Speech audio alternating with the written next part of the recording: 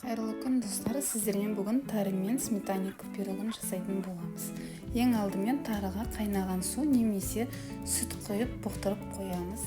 Ұнымызды салып, бөлме температурасына тұрған сармайды салып, немесе үкіштен өткізсеңіздер де болады. Песочный тесто жасап аламыз.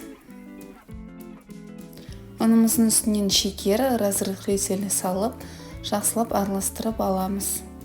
Араластырып болған соң үстінен бір жұмыртқамызды салып, қамыр илейтін боламыз. Қамырымыз осылай жұмсақ, қолға жабыспайтын болып шығады.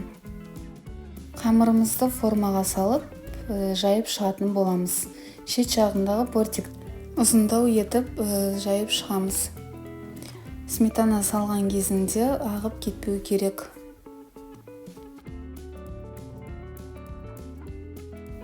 Енді начинкасын дайындаймыз. Сметанамызға шекер, жұмыртқаларымызды салып, тарымызды салып, тарымызды су болмау керек. Су болса төгіп тастаңыздар, құрғақ болу керек. Енді венчиктің көмегімен жақсылап араластырамыз.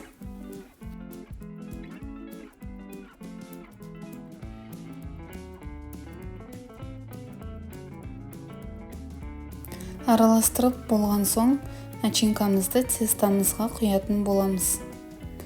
Қызып тұрған духовкада 180 градуста 30-35 минут пісіріп аламыз.